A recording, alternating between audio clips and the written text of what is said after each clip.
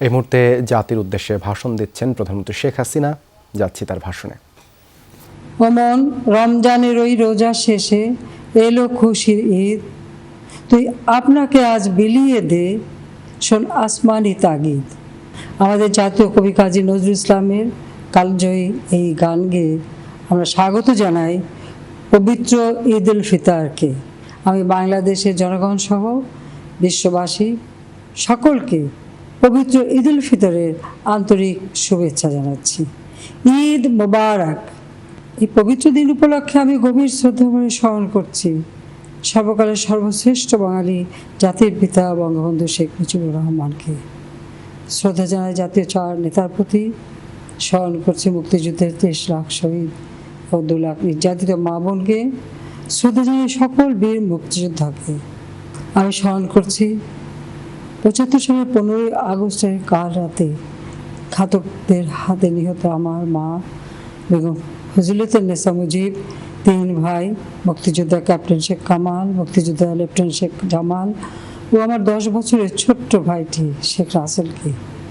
কামাল জামালের নবপরিণীত বধূ সুলতানা কামাল ও রোজি জামাল সহ আমার মুক্তিযোদ্ধা চাচা শেখ আবু নাসের এবং অন্যান্য শহীদদেরকে। প্রিয় দেশবাসী, বিগত 1 বছরের বেশি সময় ধরে বিশ্ব এক গভীর সংকটের মধ্য দিয়ে অতিবাহিত হচ্ছে। কোভিড-19 নামক এক মরণঘাতী ব্যাধি মানুষের স্বাভাবিক জীবনযাত্রা অন্তরায় হয়ে দাঁড়িয়েছে। দ্রুত ছড়িয়ে পড়ার ক্ষমতা সম্পন্ন এই ভাইরাস একদিকে যেমন অগণিত মানুষের জীবন কেড়ে নিচ্ছে, অন্যদিকে ক্ষতি সাধন করছে মানুষের জীবন জীবিকার। আমাদের স্বাস্থ্য ব্যবস্থা এবং অর্থনীতির উপর ব্যাপক নেতিবাচক প্রভাব ফেলছে এই ভাইরাস। গত বছর শেষ দিকে যখন বিশ্বব্যাপী সংক্রমণ অনেকটা কমতে শুরু করেছিল, তখন সকলের সঙ্গে আমরাও আশান্বিত হয়েছিলাম যে বিশ্ববাসী বুঝি এই মরণঘাতী ভাইরাস থেকে মুক্তি পেতে যাচ্ছে। কিন্তু মার্চের মাঝামাঝি থেকে দ্বিতীয় ঢেউ আমাদের সকল পরিকল্পনা ও প্রত্যাশাকে নস্যাৎ করে দেয়।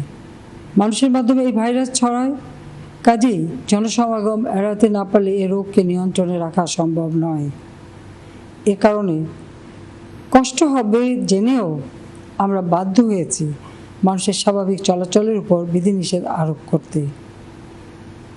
দোকানপাট, শপিং মল সহ ব্যবসা প্রতিষ্ঠানগুলো স্বাস্থ্যবিধি মেনে চালু রাখতে হচ্ছে। এই কারণে গণপরিবহন চলাচলের উপর বিধিনিষেধও আরোপ করা হয়েছে। এমনি এক অস্বস্তিকর পরিস্থিতির মধ্যে এবারও আমাদের ঈদ উল ফিতর উদযাপন করতে হচ্ছে। আমরা ঈদ উদযাপন করব তো অবশ্যই স্বাস্থ্যবিধি মেনে। কোনোভাবেই এই ঈদ উদযাপন যাতে করোনা ভাইরাস সংক্রমণ বৃদ্ধির উপলক্ষ না হয়ে ওঠে সেদিকে আমাদের খেয়াল রাখতে হবে। জনগণের প্রতি অনুরোধ, আপনারা আবেগের বশবর্তী হয়ে আত্মীয় স্বজনের সঙ্গে ঈদের ছুটি কাটাতে যাবেন না। অনেকের কোনো বাহ্যিক লঙ্ঘন না থাকায় আপনি বুঝতে পারবেন না যে আপনার পাশের ব্যক্তিটি করোনা ভাইরাস বহন করছে। এর ফলে আপনি যেমন করোনা ভাইরাসের ঝুঁকিতে পড়বেন, তেমনি আপনার নিকটাত্মীয় বা পাড়া প্রতিবেশীকে ঝুঁকির মুখে ফেলবেন। মনে রাখবেন, সবার উপরে মানুষের জীবন। বেঁচে থাকলে আসছে বছর আবার আমরা আনন্দঘন পরিবেশে ঈদ উদযাপন করতে পারবো।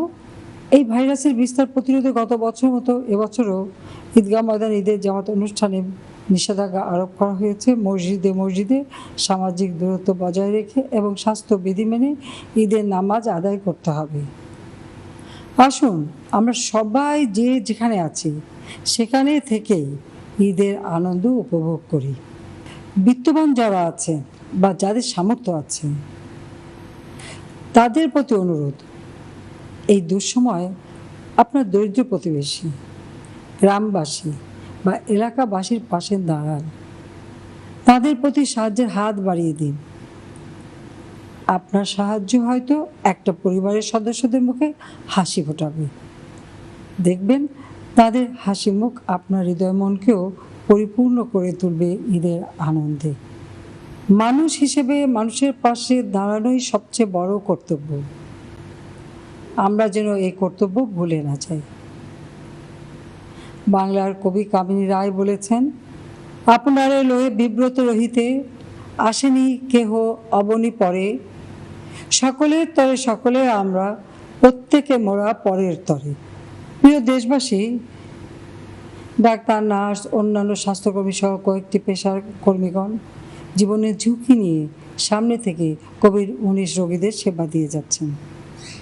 আবার আইন শৃঙ্খলা বাহিনী, সশস্ত্র বাহিনীর সদস্যগণ সহ কেন্দ্রীয় ও মাঠ প্রশাসনের কর্মকর্তাবৃন্দ লকডাউন বা চলাচলের বিধিনিষেধ বলবৎ করতে মাঠে সক্রিয় ভূমিকা পালন করছেন। ত্রাণ সামগ্রী বিতরণ সহ সরকারের নানা কর্মসূচি বাস্তবায়ন করে যাচ্ছেন। সংবাদকর্মীগণ সংক্রমণের ঝুঁকি উপেক্ষা করে সংবাদ পরিবেশনের কাজ করে যাচ্ছেন।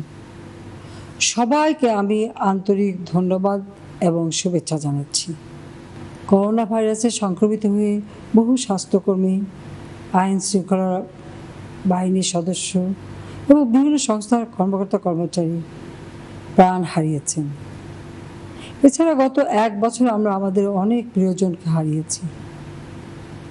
আমি সকলের রুহের মাগফিরাত ও আত্মার শান্তি কামনা করছি।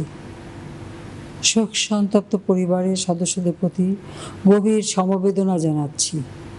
করোনা ভাইরাসের সংক্রমণ প্রতিরোধে আমরা যেমন সর্বাত্মক ব্যবস্থা নিয়েছি, তেমনি আক্রান্তদের চিকিৎসায় সর্বোচ্চ উদ্যোগ নিয়েছি। ইতিমধ্যে আমরা চিকিৎসা সক্ষমতা অনেক গুণ বৃদ্ধি করেছি। সরকারি হাসপাতালের পাশাপাশি বেসরকারি খাতের উল্লেখযোগ্য সংখ্যক হাসপাতালকেও আমরা করোনা ভাইরাস চিকিৎসায় সম্পৃক্ত করেছি। গত মাসে মহাখালী ডিএনসিসি মার্কেটে 2000 শয্যার কোভিড-19 হাসপাতাল স্থাপন করা হয়েছে। গত বছর মহামারী শুরু হওয়ার পর থেকে এ পর্যন্ত 6166 জন ডাক্তার, 5054 জন নার্স এবং প্রায় 4500 অন্যান্য স্বাস্থ্যকর্মী নিয়োগ দেওয়া হয়েছে। জেলা হাসপাতালগুলো সহ দেশের 130টি সরকারি হাসপাতালে কেন্দ্রীয়ভাবে অক্সিজেন সরবরাহ ব্যবস্থা চালু করা হয়েছে। তবে করোনা ভাইরাস প্রতিরোধে নাগরিক হিসেবে আমাদের দায়িত্ব সবচেয়ে বেশি। এই ভাইরাসের সংক্রমণ ঠেকাতে মাস্কের ব্যবহার অত্যন্ত ফলপ্রসূ বলে প্রমাণিত হয়েছে। কাজে বাইরে গেলে অবশ্যই মাস্ক ব্যবহার করবেন। পাশাপাশি যথাসম্ভব ঘন ঘন সাবান পানি দিয়ে হাত ধুয়ে নিন অথবা স্যানিটাইজার দিয়ে হাত জীবাণুমুক্ত করুন। সামাজিক দূরত্ব বজায় রাখুন। সেই সাথে সাথে আপনারা নিজেরা গরম পানির ভাপ নিতে পারেন। প্রিয় দেশবাসী, সবচেয়ে কার্যকর এবং পরীক্ষিত অক্সফোর্ড অ্যাস্ট্রাজেনেকার টিকা দিয়েই আমরা গণটিকাকরণ কার্যক্রম শুরু করেছি। আপনারা জেনেছেন ভারতীয় কর্তৃপক্ষ টিকা রপ্তানির উপর সাময়িক নিষেধাজ্ঞা আরোপ করেছে, ফলে সরবরাহ ব্যবস্থায় কিছুটা সমস্যার সৃষ্টি হয়েছে। এমত অবস্থায় আমরা বিকল্প উৎস থেকে টিকা সংগ্রহের উদ্যোগ নিয়েছি। ইতিমধ্যে রাশিয়া এবং চীনের টিকা উৎপাদনকারী সংস্থার সঙ্গে আমাদের আলোচনা চলছে। উপহার হিসেবে চীনের কাছ থেকে টিকা আমরা ইতিমধ্যে পেয়ে গেছি। আমরা টিকা পাওয়ার জন্য আমেরিকার কাছে অনুরোধ জানিয়েছি। বিশ্ব টিকাকরণ সংস্থা কোভ্যাক্সের কাছ থেকেও আমরা উল্লেখযোগ্য পরিমাণ টিকা পাব। বিভিন্ন উৎস থেকে আমরা 1 কোটি টিকা ক্রয়ের ব্যবস্থা নিয়েছি। খুব শীঘ্রই দেশে টিকা আনতে শুরু করবে। তাছাড়া দেশেই যাতে টিকা উৎপাদন করতে পারি সে ব্যবস্থা আমরা নিয়েছি। নিজেদের টিকা তৈরিতে কয়েক মাস সময় লাগবে। আমরা দেশের সকল নাগরিককে টিকার আওতায় নিয়ে আসব ইনশাআল্লাহ। প্রিয় দেশবাসী, প্রাণঘাতী করোনা ভাইরাস শুধু মানুষের জীবন কেড়ে নিচ্ছে না, এই ভাইরাস বিশ্ব অর্থনীতিতে বিপর্যস্ত করে ফেলেছে। সংক্রমণ এড়াতে লকডাউন বা সাধারণ ছুটি বলবৎ করতে হয়েছে। আমরা গত বছর একটানা 2 মাসেরও বেশি সাধারণ ছুটি বলবৎ করেছিলাম। দ্বিতীয় ঢেউ আঘাত হানার পর গত মাসের 5 তারিখ থেকে পর্যায়ক্রমে লকডাউন কার্যকর করা হয়েছে। এর ফলে অগণিত মানুষের রুটিরুজির উপর আঘাত এসেছে, কিন্তু এই কঠোর ব্যবস্থা গ্রহণ করা ছাড়া বিকল্প কোনো উপায় ছিল না।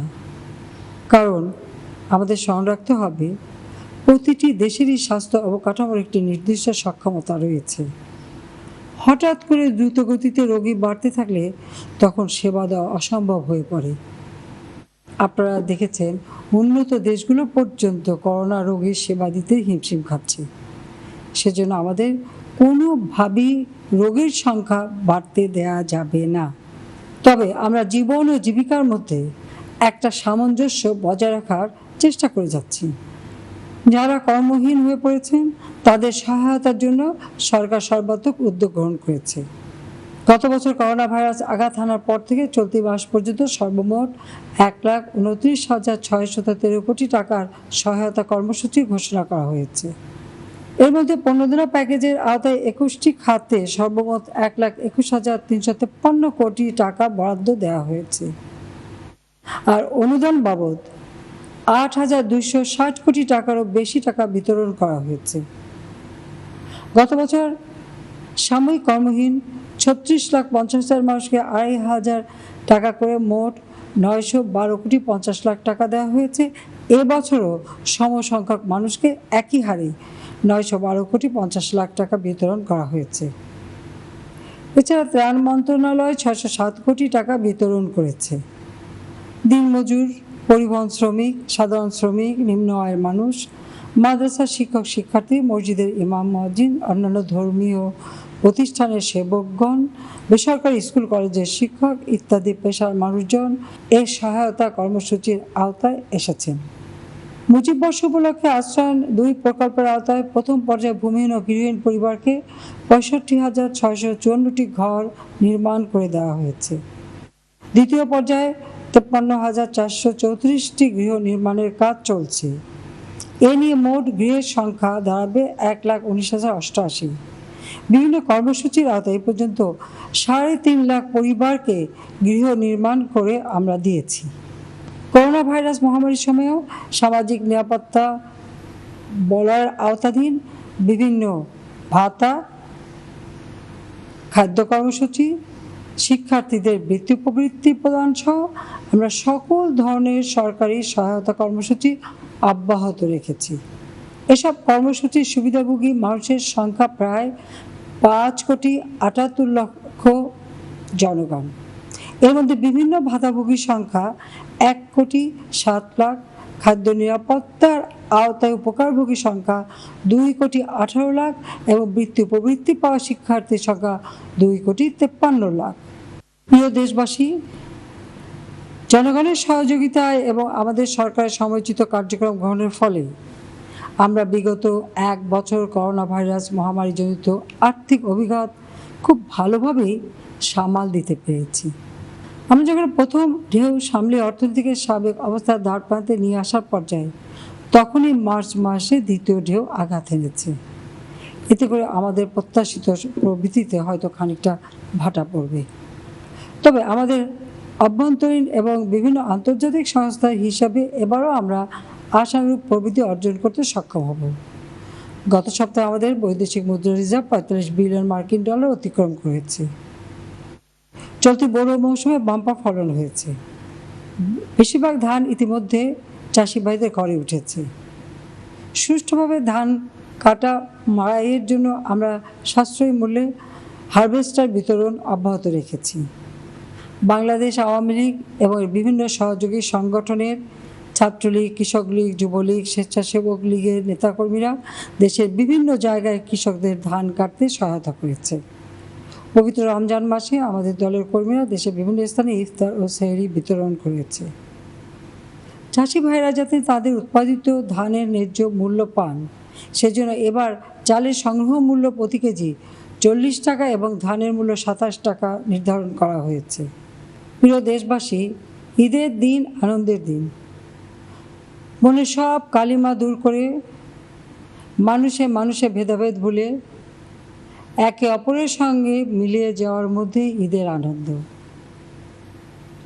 আজকের দিনে আমরা হিংসা, বিদ্বেষ, ঘৃণা, লোভ, অহমিকা, ক্রোধ, অহংকার ইত্যাদি যাবতীয় কুপ্রবৃত্তি থেকে নিজেদের মুক্ত করে সাম্য, ভ্রাতৃত্ব, ঐক্য, সৌহার্দ্য, সম্প্রীতির বন্ধনে আবদ্ধ হওয়ার শপথ নেব। আমাদের জাতীয় কবি কাজী নজরুল ইসলামের কয়েকটি পংক্তি উদ্ধৃত করে আমি আমার বক্তব্য শেষ করছি। পথে পথে আজ হাঁকিব বন্ধু, ঈদ মোবারক আসসালাম। ঠোঁটে ঠোঁটে আজ বিলাব সিন্নি ফুল কালাম। বিলিয়ে দেওয়ার আজিকে ঈদ, আমার দানের অনুরাগে রাঙা ঈদ গাড়ে সকলের হাতে দিয়ে দিয়ে আজ আপনারে দেহ নয় দিল হবে শহীদ। আপনারা সবাই ভালো থাকুন, সুস্থ থাকুন, নিরাপদ থাকুন। মহান আল্লাহ আমাদের সহায় হন। আবারও সবাইকে জানাই ঈদ মোবারক। খোদা হাফেজ। জয় বাংলা, জয় বঙ্গবন্ধু, বাংলাদেশ চিরজীবী হোক। পবিত্র ঈদ উল ফিতর উপলক্ষে জাতির উদ্দেশ্যে ভাষণ দিলেন প্রধানমন্ত্রী শেখ হাসিনা। আমরা এতক্ষণ সেখানে ছিলাম।